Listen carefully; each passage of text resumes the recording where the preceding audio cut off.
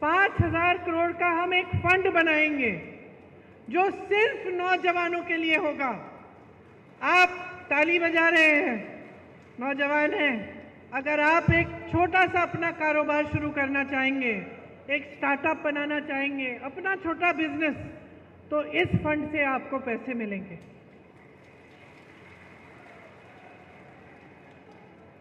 आपको मालूम है पेपर लीक की बड़ी समस्या है। गहलोत जी भी जानते हैं कि राजस्थान में भी पेपर लीक हुए थे और ये एक बड़ी समस्या पूरे देश में है, सिर्फ एक प्रदेश की समस्या नहीं है। और बहुत इसको रुकवाने की कोशिश चाहे कितना भी की होगी गहलोत जी ने, लेकिन फिर भी बार बार ये हो रहा था और पूरे देश में ये एक सिलसिला बन गया है कि जहाँ जहाँ आप इम्तिहान दे रहे हैं रोजगार के लिए, वो पेपर लीक हो रहे हैं, उनमें घोटाले हो रहे हैं, 20-20 लाख के लिए नौकरियां बिक रही हैं। तो इसको रोकने के लिए हम पूरे देश भर में एक कानून लागू करेंगे और एक सख्त कानून होगा। एक जॉब कैलेंडर निकालेंगे।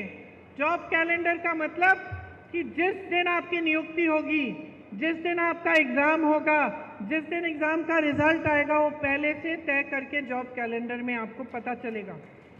अगर किसी अधिकारी ने या किसी ने बेईमानी करने की कोशिश की, इधर उधर करने की कोशिश की, तो उस पर सख्त कार्रवाई होगी।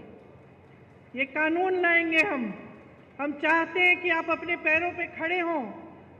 बहनों, आपके लिए जो महिला सबसे बड़ी महिला है एक परिवार में, उसके लिए 1 लाख रुपए मिलेंगे सालाना, हर साल, ताकि आप कुछ बचत अपनी कर पाओ, ताकि ये घबराहट ना हो कि बच्चों के लिए कुछ खरीदना है, नई वर्दी खरीदनी है, नए जूते खरीदने हैं, पैसे कहाँ से आएंगे। इसीलिए हम आपको सशक्त बनाने के लिए ये कर रहे हैं। और जितनी भी सरकारी नौकरियां हैं पूरे देश भर में, उनमें से 50% महिलाओं को देंगे।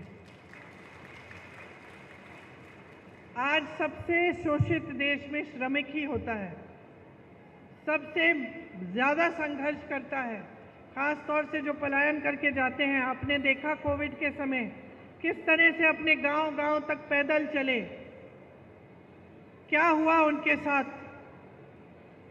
उनके साथ जैसे मैंने कहा, सुरक्षा नहीं होती है, वेतन भी जो जी चाहे वो दे देते हैं जो ठेकेदार होते हैं। तो हम चाहते हैं कि खास श्रमिकों के लिए स्वास्थ्य का अधिकार हम कानूनी गारंटी बनाएंगे, ताकि जांच से इलाज तक पूरी सेहत और देखभाल उनको मुफ्त में मिलेगी। राष्ट्रीय न्यूनतम मजदूरी हम तय करना चाहते हैं, ताकि आपको 400 रुपए प्रतिदिन के कम से कम कोई नहीं दे पाएगा।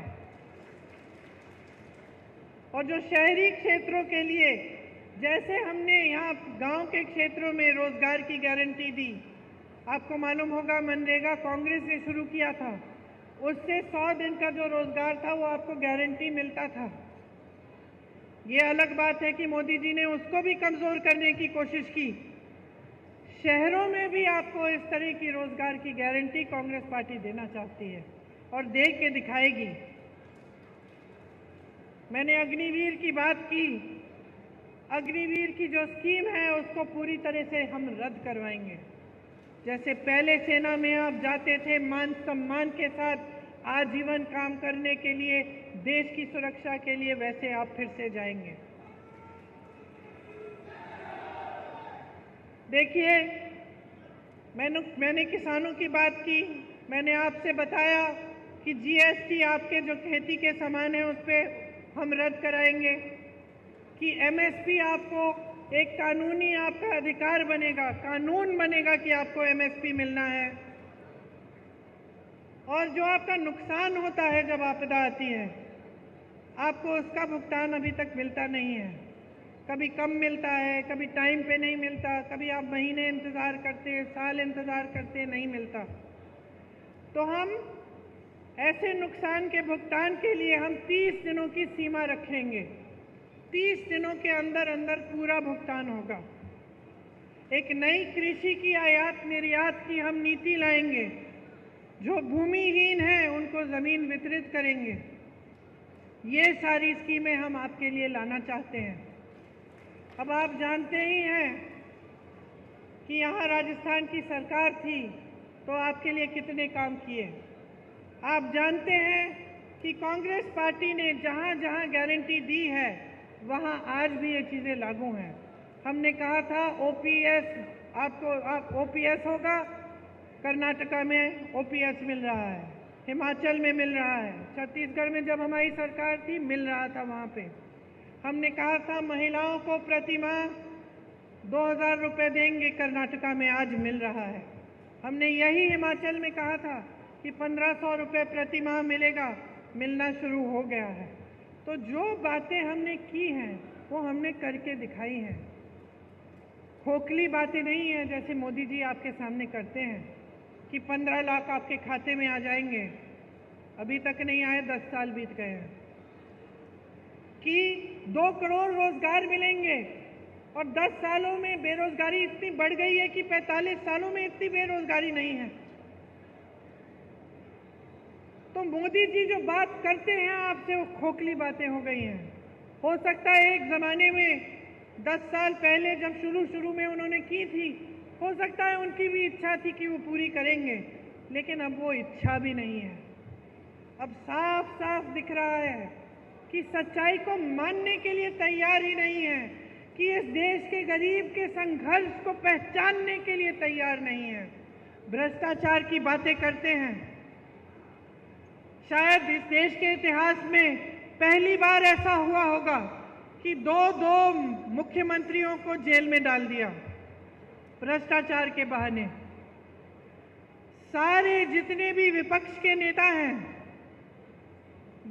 सब पे ईडी, सीबीआई, इनकम टैक्स एजेंसियां इतना दबाव डाल दिया भ्रष्टाचार कह के, और जब चाहते हैं कि कोई उनकी पार्टी में आ जाए तो अचानक वो भ्रष्टाचार की बातें खत्म हो जाती हैं। वही लोग जिनके खिलाफ ये आरोप लगाते हैं, मोदी जी मंच पे खड़े होकर कहते हैं कि ये हजारों करोड़ का घोटाला किया इन्होंने, वही लोग जिस दिन मोदी जी की पार्टी में शामिल हो जाते हैं उस दिन मोदी जी ये सब बोलना बंद करते हैं, केस धुल जाते हैं, भ्रष्ट नहीं रहते, वही लोग पाक हो जाते हैं। और सबसे बड़ा भ्रष्टाचार इनका क्या है? सबसे बड़ा भ्रष्टाचार आज सामने आया है जब सुप्रीम कोर्ट ने कहा कि जिसने किसी भी राजनीतिक दल को चंदा दिया है उसकी सूची निकाल के हमें दीजिए।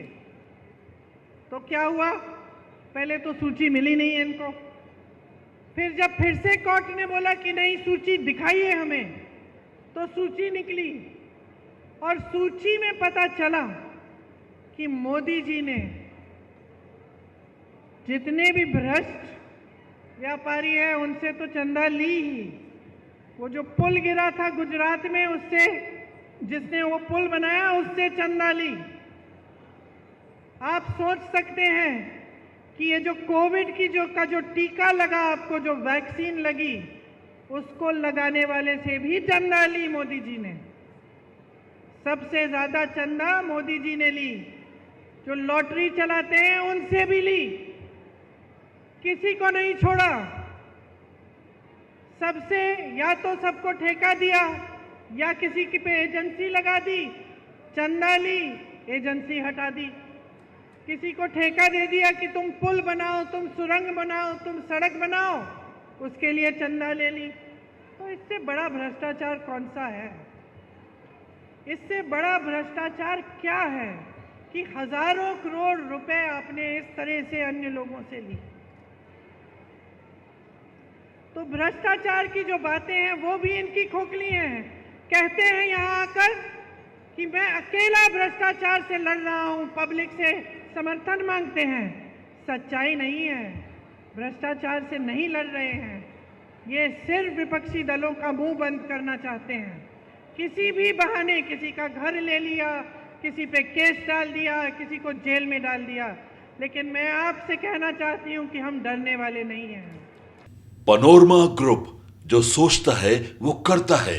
आपके अपने सपनों का आशियाना।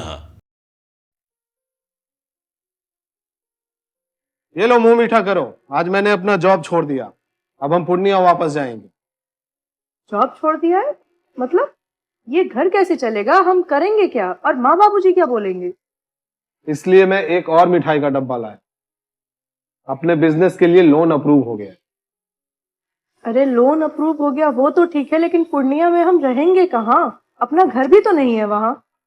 इसलिए तो एक और मिठाई का डब्बा अलग से लाया हूं। हमने पूर्णिया में घर ले लिया है, पूर्णिया के ई होम्स पैनोरमा में।